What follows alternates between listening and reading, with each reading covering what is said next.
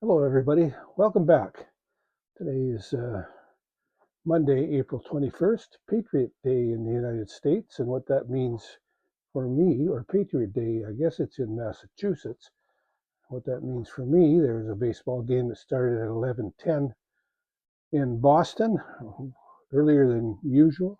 But for me, here on the West Coast, that's 8:10. So breakfast and baseball. That was good stuff.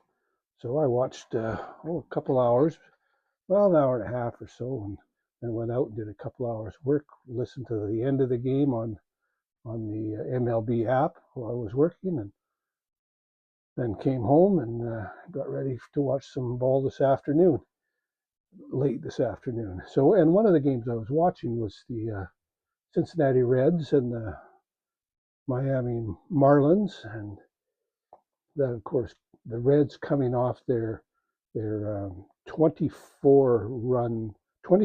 win over the Baltimore Orioles yesterday, and that's what this is all about here on the board. Um, I think it must have been at least the sixth or the seventh inning. The Reds had scored 0 runs, so I got to thinking, I wonder how often that happens, where a team scores just a pile of runs and then the next day nothing. Well, so I did some searching.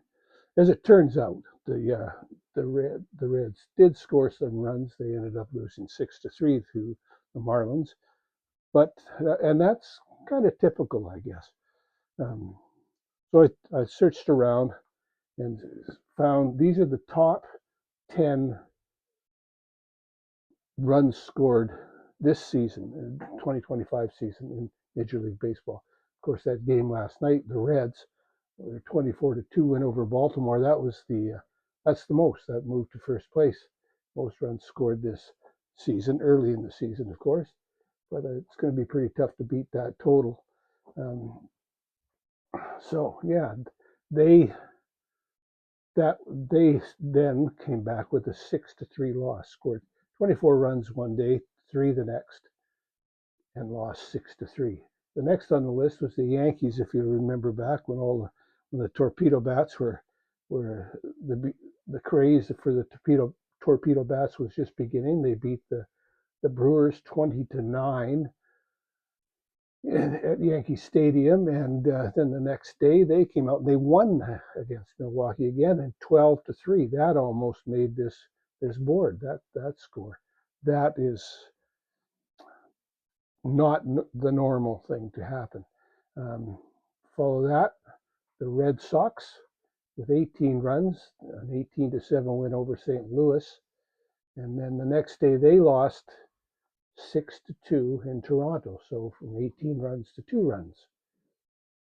Next up were the Cubs, 18 runs as well, an 18-3 win over the Athletics. That was in Sacramento.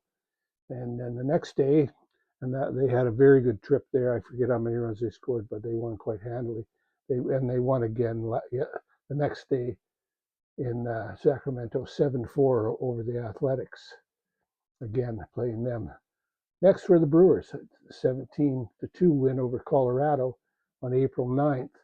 The next day, they scored 2 runs in a 7-2 loss to the Rockies, and that was one of the Rockies' rare wins this season. After being thumped, they can come back with a victory. Next, sixth on the board were the Rays, the 16-1 win over the Red Sox on April 14th, and then they lost the next day, 7-4 to the Red Sox. And the Cubs again for the second time, 16-0 win over the Dodgers. You might remember that one. That was the national game, a Sunday night game. Or was it? No, that was a Saturday night game that they defeated the Dodgers 16-0 on April 12th. The next day, the nationally televised game, they won again over the Dodgers 4-2. That is a rarity, a win after a big win, a win the following day. And the Brewers again, 14-1 over the Athletics. That was last night as well. Can you believe that? Two high scoring games, top 10 high scoring games on the same night. That isn't the only time that's happened actually this year. So they won 14-1 over the Athletics last night. What happened to them today? They lost 5-2 to the Giants in San Francisco. That was a bit of a trip for them. So that's almost I think that probably is the more often than not, these teams have played the same team the next day.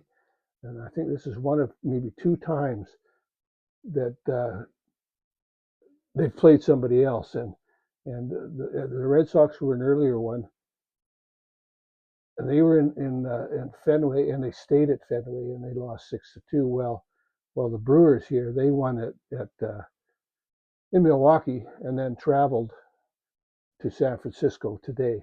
So that's almost to be expected, a loss there. Next, at another 14 runs, the ninth on the list, the Astros over the Angels on April 11th, and the next day they lost 4-1 to those same Angels. And the final one on the board, the Reds again, 14-3 over Texas on March 31st. The next day they were shut out. A 1-0 loss at Texas. I believe that was the day that Nathan Eovaldi shut them out, and that put the Reds on a 3-game scoreless drought, 3 shutouts in a row where they lost. So what's to be gleaned from this? It's baseball. So there's, you might think, well, yeah, so they score a pile of runs and then they got shut out the next day. Yeah, that could happen. Sure, of course it can. It's baseball. Or they scored a pile of runs and the next day they score a bunch more runs. That didn't happen as much here. Only once twice. The Yankees got 12 runs after scoring 20, and the Cubs got 7 runs after scoring 18. So that's the extent of that. But generally, after these 10 big wins were 7 losses, 3 wins and 7 losses. The teams that scored those runs, and it's interesting to note that the Reds are on this board twice, the Brewers are on the board twice, and the Cubs are on the board twice. And then the Yankees, Red Sox, Rays, and Astros as well. So there's only 7 teams involved in these 10. And as I mentioned, the Reds are on here twice for high scores, 24 and 14. Yet they lost 3 games in a row by shutout. Baseball, right? On the other side of the board, the Athletics are the only team in Major League Baseball that is on here on the losing end twice.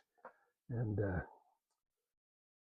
again, that was yesterday.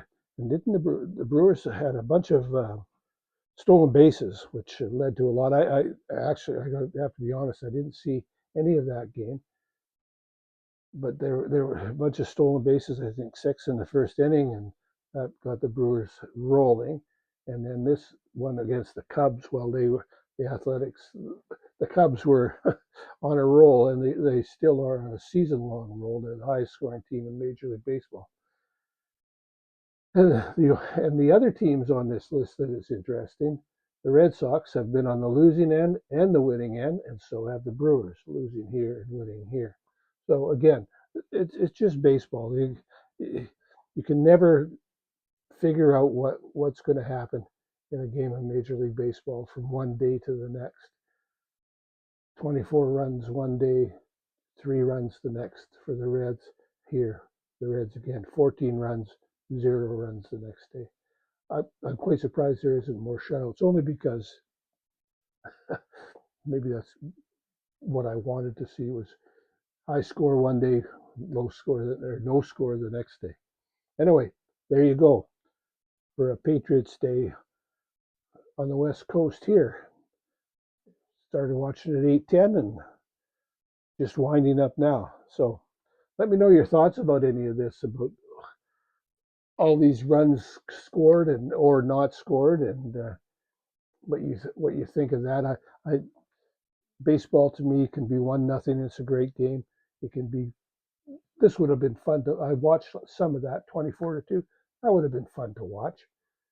Why not?